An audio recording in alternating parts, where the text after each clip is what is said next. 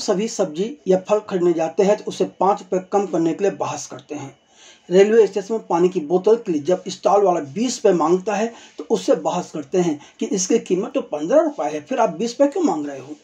लेकिन कभी हमने इस बात की जांच पड़ताल की या आपने इस बात की जांच पड़ताल की कि बैंक आपको सही ब्याज दे रहा है या नहीं। कहीं बैंक हर माह 2 दिन का ब्याज मार तो नहीं रहा है। आप या हम कोई इस बात पर कभी गौर ही नहीं करता। अब आप यह भी कहेंगे कि अरे बैंक ने 2 दिन का ब्याज मार भी लिया तो इससे क्या फर्क पड़ेगा, जबकि सच यह है कि इससे बहुत बड़ा फर्क पड़ता है। इसी से तो बैंक के मालिक हर साल अरबों रुपए का स्कैम करते हैं। यदि इससे जानना व समझना चाहते हैं तब तो आपको अश्वनी धीर के लेखन व निर्देशन में बनी फिल्म हिसाब बराबर देखनी ही पड़ेगी, जो कि 24 जनवरी 2025 से OTT प्लेटफॉर्म G5 पर स्ट्रीम हो रही है। वैसे यह फिल्म गोवा में संपन्न 55वें भारतीय इंटरनेशनल फिल्म फेस्टिवल में अच्छी खासी शोहरत बटोर चुकी है। अब तक आपको यह तो समझ में आ गया होगा कि फिल्म हिसाब बराबर का कंसेप्ट क्या है, पर यह फिल्म कैसी है यही बताने के लिए हम फिल्म हिसाब बराबर का यह रिव्यू लेकर आए हैं। हम आगे बात करें इससे पहले आपसे चाहेंगे कि अगर आपने अभी तक हमारे फिल्मी संगम चैनल को सब्सक्राइब ना किया हो तो कर लीजिए, बेल बटन भी दबा दीजिए, जिससे हमारा हर नया वीडियो आप तक तुरंत पहुंचता रहे। यूँ तो पिछले कुछ वर्षों के दौरान कुछ OTT प्लेटफॉर्म पर स्कैम आधारित कई वेब सीरीज स्ट्रीम हुई हैं। उनके कई लंबे लंबे एपिसोड प्रसारित हुए हैं, मगर 1, 2, 3, अतिथि तुम कब जाओगे, सन ऑफ सरदार जैसी फिल्मों के अलावा ऑफिस सहित कई सीरियलों के लेखक व निर्देशक अश्वनी धीर फिल्म हिसाब बराबर में अपने चिर परिचित व्यंग्यात्मक शैली में वित्तीय घोटाले यानी कि स्कैम की एक ऐसी कहानी लेकर आए हैं जो समसामयिक तो है, पर इसका संबंध हर उस आदमी के साथ है, फिर चाहे वह मध्यम वर्गीय हो या गरीब हो। फिल्म की कहानी की बात की जानी चाहिए सबसे पहले तो जियो स्टूडियो और ESP क्रिएशंस प्रोडक्शन की 1 घंटा 51 मिनट लंबी अवधि की फिल्म हिसाब बराबर की कहानी के केंद्र में भारतीय रेलवे का एक बहुत ही ईमानदार, कर्मठ, साहसी, मेहनती टीटी राधे मोहन शर्मा है, जिसे फिल्म में R माधवन निभा रहे हैं। यह कहानी उस इंसान की कुंठा की भी है जो कि भ्रष्टाचार के खिलाफ झुकने को तैयार नहीं है। वह मेहनती है, गणित यानी कि हिसाब किताब में माहिर भी है। उसकी पत्नी उन्हें छोड़कर जा चुकी हैं। वह अपने 8 साल के बेटे के साथ साधारण से जिंदगी जी रहे हैं, मगर उनकी जिंदगी में उस वक्त तूफान आ जाता है जब वह अपने दो बैंक के खाते में 27 रुपये 50 पैसे की गड़बड़ी पाते हैं। यह गड़बड़ी शुरुआत में एक छोटी सी मानवीय भूल नजर आती है, मगर बहुत जल्द यह बहुत बड़े भ्रष्टाचार का सुराग साबित होती है। राधे मोहन अपने तरीके से पूरी जांच करते हैं और फिर वह 150 लोगों के बैंक अकाउंट की भी जांच कर दो बैंक पर 22 लाख से अधिक के भ्रष्टाचार का आरोप लगा देते हैं, जिसके चलते राधे मोहन शर्मा और दो बैंक के मालिक मिकी मेहता आपस में एक दूसरे के सामने आ जाते हैं। मिकी मेहता के किरदार में नील नितिन मुकेश नजर आ रहे हैं। मिकी मेहता एक चालाक बैंकर है और उसने वित्तीय मामले का एक विस्तृत घोटाला किया है। मिकी मेहता जोड़ तोड़ करने वाला और निर्दयी इंसान है। उसके संबंध बहुत बड़े बड़े लोगों तक हैं, जबकि राधे मोहन ठारा ईमानदार और नैतिकता पर यकीन करने वाला साधारण इंसान। धीरे धीरे राधे इस घोटाले की तह तक पहुंचने का प्रयास करते हैं तो उन्हें पता चलता है कि मिकी मेहता ने बड़ी चालाकी से अपने बैंक के 4 करोड़ खाता धारकों के साथ धोखा करते चले आ रहे हैं। राधे के समझ में आ जाता है कि किस तरह यह संस्थान आम लोगों को ठग रहे हैं। राधे की शिकायत पुलिस लिखने से मना कर देती है। तब राधे मोहन दो बैंक के खिलाफ वित्तीय घोटाले की जांच के लिए अदालत का दरवाजा खटखटाते हैं।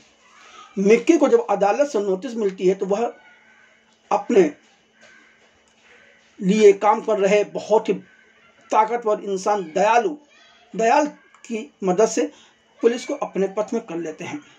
दयाल के किरदार में आपको मनोऋषि चड्ढा नजर आने वाले हैं। अब जब पुलिस को अपने पक्ष में मिकी मेहता ने कर लिया है तो पुलिस भला कहाँ राधे मोहन को सुनने वाली। अब पुलिस कमिश्नर एक महिला पुलिस अधिकारी पी सुभाष को इसकी जांच करने का काम सौंपते हैं। पी सुभाष के किरदार को कीर्ति कुल्हारी निभा रही हैं। पी पी सुभाष और राधे मोहन के बीच कभी तसल हो चुकी है, क्योंकि राधे मोहन ने उन्हें अकाउंट्स में फेल कर दिया था। इस वजह से पी सुभाष अपने सहयोगियों के सामने कड़े सवाल पूछते हुए राधे मोहन को संकेत देते हैं कि अब वह उससे अपना पुराना हिसाब बराबर करेंगे, जबकि पी सुभाष के मन में ऐसी कोई बात नहीं है, लेकिन वह शोक करती हैं कि वह उनके खिलाफ हैं और वह अपना हिसाब बराबर करके ही रहेंगी, क्योंकि वह इसी तरह के सवाल करती हैं और बैंक से भी वह फर्जी कागजात मंगाकर उसे दिखा देती हैं। पर पी सुभाष ने कमिश्नर को सही रिपोर्ट पेश की, लेकिन पुलिस कमिश्नर उस रिपोर्ट को बदलकर अदालत में पेश कर देता है कि बैंक व मिकी मेहता सही है और राधे मोहन के सारे आरोप गलत हैं। अदालत इसी रिपोर्ट के आधार पर राधे मोहन को 1 दिन की जेल की सजा सुनाती है। 1 दिन जेल में रहने के बाद राधे मोहन जब घर आते हैं तो अपनी सारी जांच रिपोर्ट रिजर्व बैंक की गवर्नर रंगनाथन को ईमेल कर देते हैं। रंगनाथन मिकी मेहता से सच जानना चाहती हैं। तब दयाल के कहने पर मिकी सरकारी अधिकारियों को अपने पैसे की ताकत पर खरीद कर गलत तरीके से राधे मोहन का घर तुड़वाने, नौकरी से अपदस्थ कराने से कई तरह के से उन्हें परेशान करते हैं। इतना ही नहीं, एक दिन रात में मिकी अपने सहयोगियों के साथ सड़क राधे व उसके बेटे को परेशान करने पहुंचते हैं। तब कई सफाई कर्मी वहां इकट्ठा होकर मिकी का विरोध करते हैं। उसके बाद राधे मोहन शर्मा, पी सुभाष और कई सफाई कर्मियों एक साथ मिलकर कुछ ऐसा काम करते हैं जिससे मिक्की और दयाल की सारी चालें फेल हो जाती हैं और उन्हें उनकी सही जगह यानी कि जेल पहुंचा दी जाती हैं। अब यह भी जानना जरूरी है कि फिल्म कैसे बनी है। तो यूं तो बॉलीवुड में स्कैम यानी कि घोटालों पर कई फिल्में व कई वेब सीरीज पहले बन चुकी हैं, या आप भी जानते हैं। लेकिन अब अश्विनी धीर बैंक के द्वारा आम इंसानों के साथ किए जा रहे स्कैम पर फिल्म हिसाब बराबर लेकर आए हैं। हिसाब बराबर एक अति साधारण कहानी होते हुए भी अश्विनी धीर के चुस्त लेखन व निर्देशन के चलते बेहतरीन मनोरंजक फिल्म बनकर उभरती है। लेकिन वित्तीय शोषण की बात करने वाली यह फिल्म की शुरुआत काफ़ी धीमी गति से होती है। फिल्म आधे खत्म होने के बाद ही इसे गति मिलती है और कहानी में रोमांच के क्षण भी पैदा होते हैं।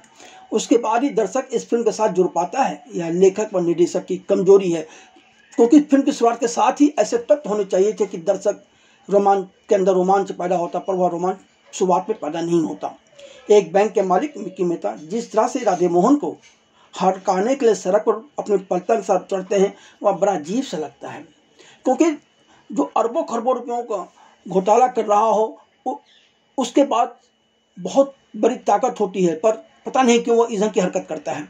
ये तो हास्य व्यंग शैली के साथ इस तरह के विषयों पर काम करने में अश्विनी धीर को महारत हासिल है, पर इस फिल्म की शुरुआत में कहीं ना कहीं वह चूक गए हैं। यह फिल्म हर आम व गरीब इंसान को भी अपने अधिकार के लिए आवाज़ उठाने की प्रेरणा देती है, फिर चाहे वह कार्य जितना ही मुश्किल क्यों ना हो। फिल्म में अखंडता व लचीलेपन की भी पड़ताल की गई है। फिल्म के व्यंग्यात्मक संवाद विषय वस्तु की गंभीरता को बनाए रखने में बहुत बड़ा योगदान करते हैं। अश्विनी धीर की इस बात के लिए भी प्रशंसा की जानी चाहिए कि वह अपनी फिल्म हिसाब बराबर में भारत में भ्रष्टाचार, धन की असमानता और छोटे आदमी के लिए लड़ाई के मुद्दों को सफलतापूर्वक उठाने में कामयाब हुए हैं। मगर उनकी सबसे बड़ी खूबी यही है कि उन्होंने इसे कहीं से भी उपदेश देने की शैली में नहीं पिरोया है। इस फिल्म में न्याय, अन्याय, शोषण, भ्रष्टाचार पर लंबे लंबे भाषण या सड़क पर कोई आंदोलन भी नहीं है। फिल्म लेखक व निर्देशक जो बात कहना चाहते हैं उसे उन्होंने बहुत ही शालीनता के साथ और व्यंग्यात्मक लहजे में अपने दृश्यों के माध्यम से, अपने किरदारों के माध्यम से बयां कर दिया है। अब जहाँ तक अभिनय का सवाल है, तो एक्टिंग का सवाल है, तो नैतिकता की बात करने वाले एक ईमानदार रेलवे टीटीई राधे मोहन शर्मा के कैरेक्टर में आर माधवन का अभिनय शानदार है। गणित के जुनूनी होते हुए भी वित्तीय घोटाले के खिलाफ मुहिम चलाने वाले आम इंसान के किरदार में उनका अभिनय बहुत बड़ा योगदान करता है। आर माधवन अपने अभिनय से किरदार में प्रामाणिकता के साथ ही गहराई भी लाते हैं। पुलिस अफसर पी सुभाष के किरदार में कीर्ति कुलाड़ी का अभिनय शानदार है। कीर्ति कुलाड़ी अपने अभिनय से कहानी को जमीनी व भावनात्मक बल प्रदान करने में सफल रही हैं। फिल्म के विलेन मिक्की मेहता के छोटे किरदार में नील नितिन मुकेश थोड़ा निराश कर जाते हैं। उन्हें एक कुटिल बैंकर नजर आना चाहिए, पर वह कहीं भी किसी भी डिश में कुटिल बैंकर नजर ही नहीं आते। वह तो अति घटिया दर्जे के दुष्ट बैंकर नजर आते हैं। उनका इस किरदार को निभाने की बात भी समझ के पड़िए, क्योंकि इतने छोटे इस किरदार को से उन्हें दूरी बनाकर रखना चाहिए। और यह किरदार ऐसा भी नहीं कि उनके जैसा कलाकार अपनी मेहनत इसमें लगाता। सच कहा जाए तो शायद फिल्म का असंधीर इस किरदार को मजबूती देने में नाकामयाब रहे हैं। इसके अलावा रश्मि देसाई, राजेश जैस, हिमांशु मलिक व योगेश त्रिपाठी जैसे कलाकारों ने अपने छोटे छोटे कैरेक्टर में ऐसा अभिनय किया है कि लोग उनकी तरफ खींचे चले ही जाते हैं। अब आपने यह फिल्म देख ली हो तो कमेंट बॉक्स में ज़रूर लिख कर बताएं कि आपको फिल्म कैसी लगी। मतलब आप भी अब फिल्म देखने के बाद अपनी रिव्यू लिख सकते हैं, दे सकते हैं यहाँ पर।